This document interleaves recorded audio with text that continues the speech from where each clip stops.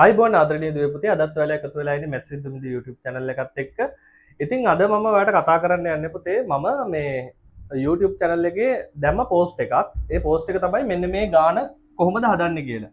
මෙන්න මේ ගානට අදාළව පිළිතුර මොකක්ද කියලා පිළිතුරු තුනක් දැම්මා. ඉතින් පුතේ මේ පිළිතුරට මම හිතන්නේ 600 ගානක් වගේ පිළිතුරු දීලා තිබුණා. එතනින් පුතේ 120ක් වගේ ප්‍රමාණයක් තමයි හරියට පිළිතුරු දීලා තිබුණේ. ඉතින් මම හිතුවා පුතේ මේ ගාන කොහොමද හදන්නේ නැත්නම් මේ වගේ ගානක් ආවොත් ඔයාලට සමාජයේදී ඒ කියන්නේ ඉස්කෝලේ යන දරුවන්ට පමණක් නෙමෙයි වැඩිහිටියන්ට උනත් මේ වගේ ගානක් හදන්න වෙන අවස්ථා බහුලව හම්බ වෙනවා. ඒක නිසා මම හිතන හැමෝටම උදව්වක් වශයෙන් මේ ගාන ඔයාලට කියලා දෙන්න. ඉතින් පුතේ දැන් මෙතන ගත්තහම මේ ඔයා බලන්නකෝ සංඛ්‍යා තියෙනවා 3ක්. එහෙම නැත්නම් ගණිත කර්ම තියෙනවා 2ක්. හරිද? ගණිත කර්ම 2ක් තියෙනවා. එතකොට ඔය ගණිත කර්ම පුතේ එකකට වඩා වැඩියෙන් තියෙන අවස්ථාවලදී ගණිතයේදී ගණන් හදන්න ක්‍රමයක් තියෙනවා. ඒ ක්‍රමයට තමයි හදන්න ඕනේ. එහෙම නැත්නම් පිළිවෙලක් තියෙනවා. ඉස්සල්ලාම කරන්න ඕනේ එකතු කිරීම, අඩු කිරීම, එහෙම මොකක් හරි එහෙම කතන්දරයක් තියෙනවා. දැන් ඔයා දන්නවනේ මූලික ගණිත කර්ම ටිකක් අපිට තියෙනවනේ. ඒතර අන්නේ ගණිත කර්ම ටික පුතේ එක එක පිළිවෙල දෙනවා. මෙයා තමයි ලොක්කා. මෙයාව තමයි අපි ඉස්සල්ලාම කරලා ඉන්න ඕනේ. ඊළඟට මෙයා. ඊළඟට මෙයා. අපි ඔකට කියනවා පුතේ බොට්මාස් තියරම් කියලා.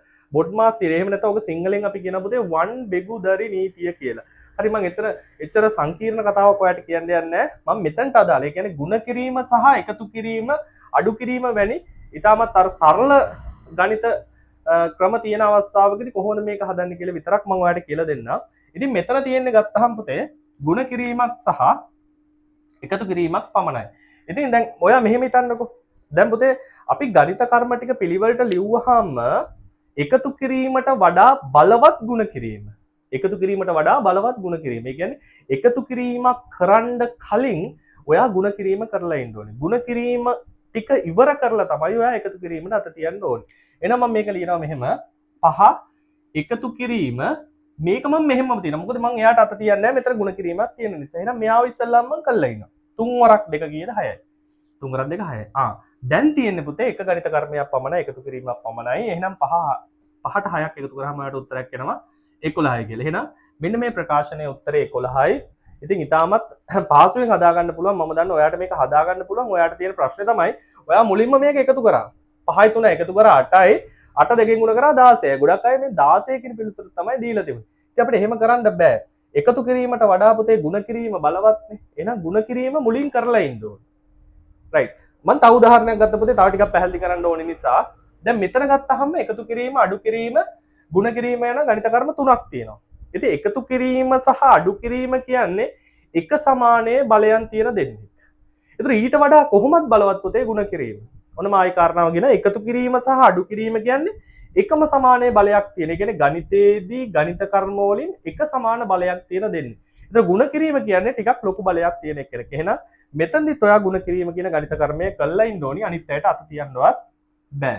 එහෙනම් මම මෙන්න මෙයා කළා ඉන්නවා. ඉතින් මම ලියනවා 5 එකතු කිරීම 7 අඩු කිරීම අන්න. දැන් එක 4ෙන් ගුණ කරාම පුතේ 4යි කියලා උත්තරයක් ආවා.